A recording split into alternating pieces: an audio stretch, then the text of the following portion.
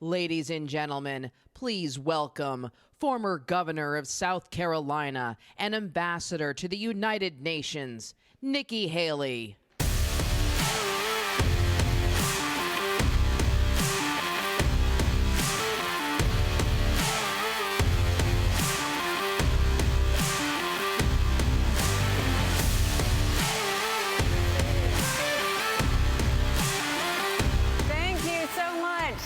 It's great to be back at CPAC. I'm always happy to be here with my fellow conservatives.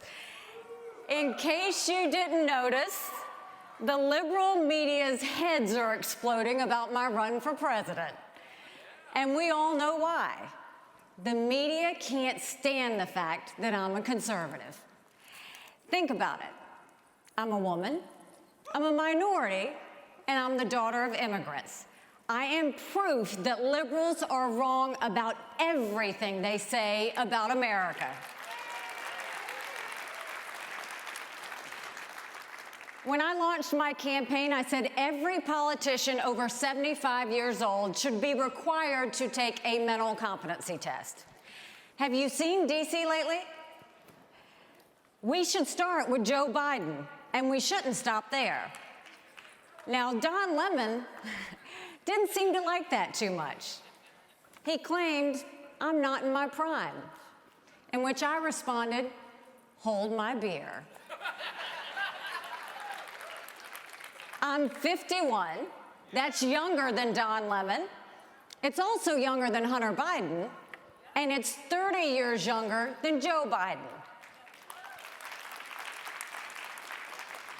But Don says women have to be in their 20s or 30s to be in their prime. And the left say we're sexist. Liberals are the most sexist by far.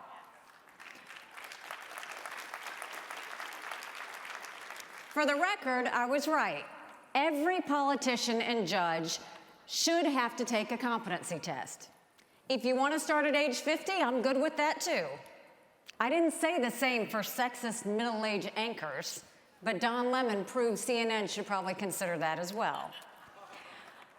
Liberals attack me because they don't like who I am or what I say. I'm running for president to stop America's downward spiral toward socialism and end the self-loathing that has taken over our country. I'm running for president to renew an America that's strong and proud, not weak and woke.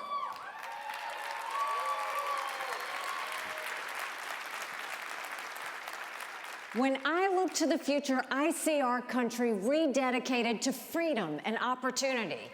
But when I look at the present, I see the total opposite. Joe Biden and the Democrats are giving us oppression, poverty, and lawlessness. This is not the America that called to my parents 50 years ago. And make no mistake, this is not the America I'm going to leave to my children. The Democratic Party is now a socialist party. Bernie Sanders and AOC, at least they own it. Look at how much taxpayer money that Biden has wasted since he took office. On Joe Biden's watch, we hit $31 trillion in national debt.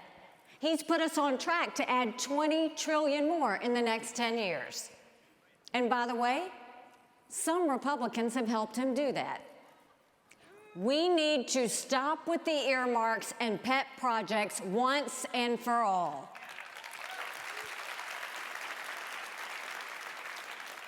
Joe's only regret is that he hasn't spent more.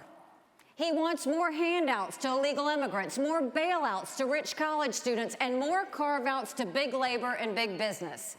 He doesn't mind spending so much because he knows it's your money that he's spending. And the only thing Joe Biden needs to spend more of is more time in retirement.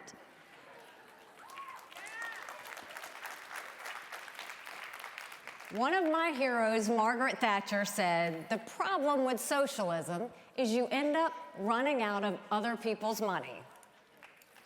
This failed president is trying to prove it. But the socialist Democrats don't just want to spend our money, they want to take our freedom. They think they have a right to order us around, from light bulbs we use to the words that we speak. And now they want to ban gas-powered cars and gas stoves. When it comes to destroying our freedom, the socialist Democrats will never stop. It's time for the American people to stop them.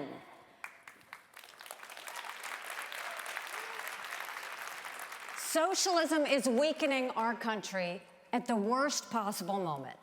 We need an economy that can outcompete China.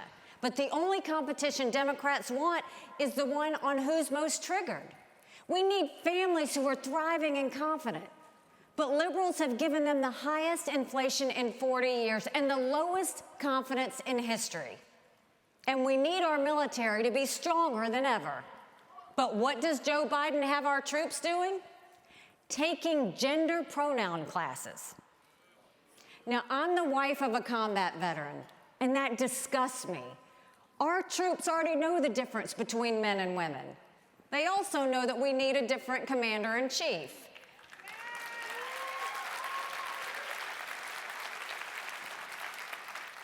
It's not just our military.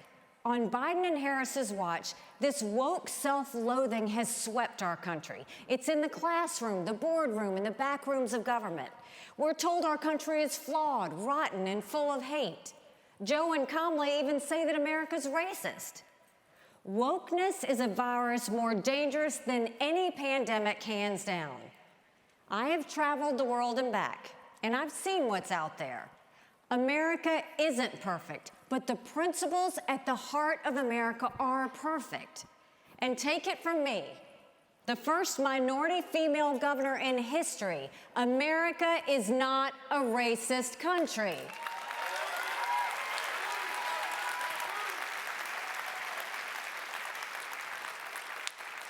I will get the self-loathing out of our schools. I will get the self-destruction out of our culture. And once we make America proud, we will make America strong. And this starts by bringing back law and order. In my administration, police and Border Patrol will know that we have their backs. And criminals and illegal immigrants will know that we have their number.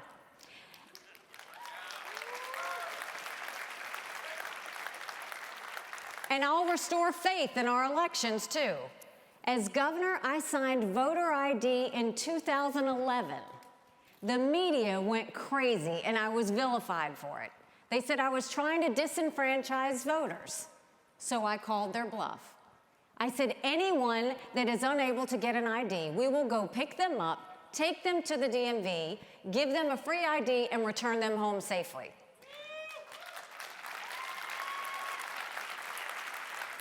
Out of 5 million people in South Carolina, you know how many people asked for a ride? 25. Now South Carolina has more people voting than ever before. And it's racist to think that minorities are incapable of getting an ID for themselves.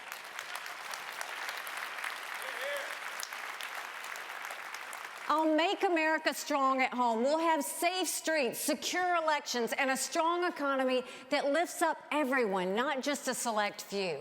And I'll restore our strength in the world.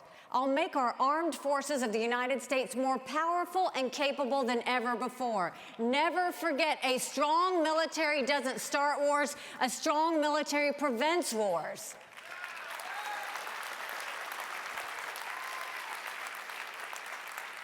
I'll bring the same strength to the White House that I brought to the United Nations. As ambassador, I said we'd have the backs of our allies. But I also told them that anyone that didn't have our backs, we'd be taking names.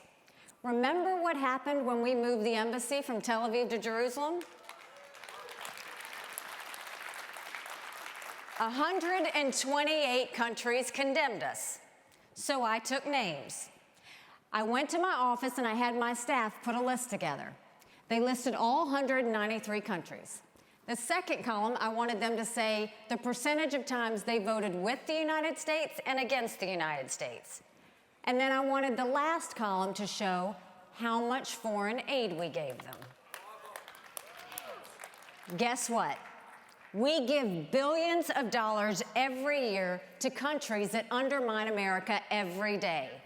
They stab us in the back and then they turn around and have their hand out wanting money. Some of them even support terrorists that try and kill our troops. To this day, we're giving foreign aid to Pakistan, Iraq, the Palestinians, and even communist Cuba and China. We need to stop trying to buy friends, and all we're doing is paying off our enemies. When I'm president, we will stop giving money to countries that hate America.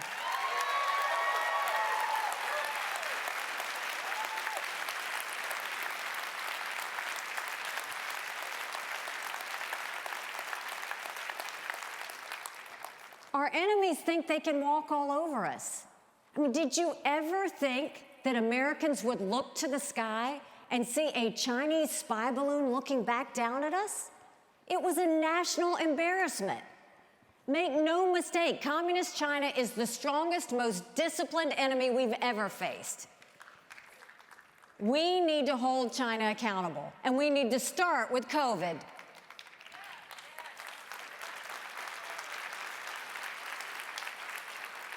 And before we even talk about the cartels, we need to confront the fact that China is the one sending the fentanyl across the border. I can't believe that Biden is letting China get away with so much. Chinese companies now own more than 380,000 acres of American soil, some of it right next to our military bases. What are we doing? We should never let enemies own land in our country. And we should tell every single university, you can either have Chinese money or you can have American money, but you don't get both.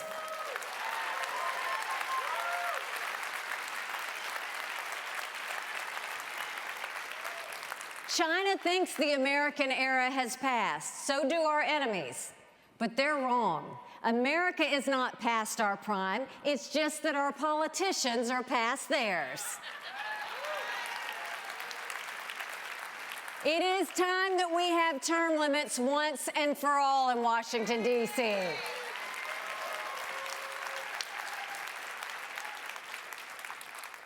Americans deserve better than the way we're living today, and I'm confident we can take our country to her best days. The plan I'm calling for will do just that. It's fundamentally conservative and profoundly American, and I know we can unite our people.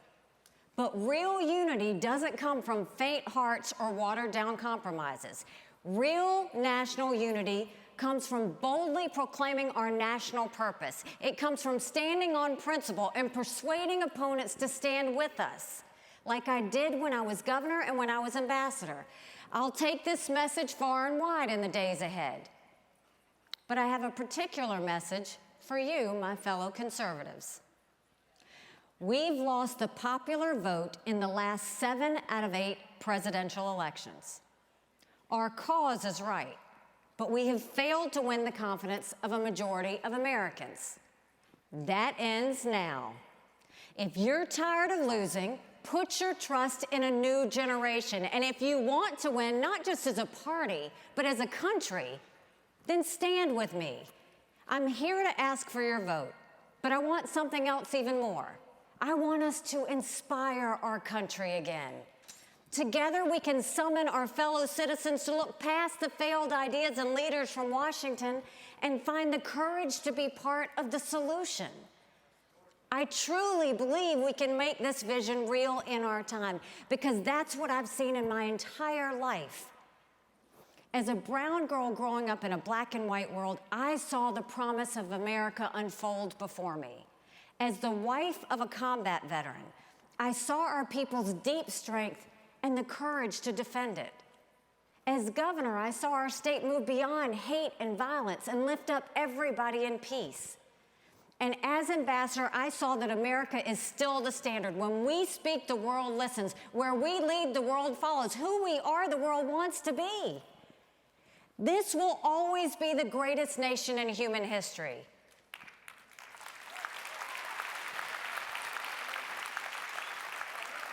Now we have a duty to make it greater still. This is my purpose. This is our mission. Let's save our country from weakness and wokeness. Let's bring back a nation that's strong and proud. If anyone can do it, it's the American people. And I have faith that we will prove it again. Thank you, and God bless America.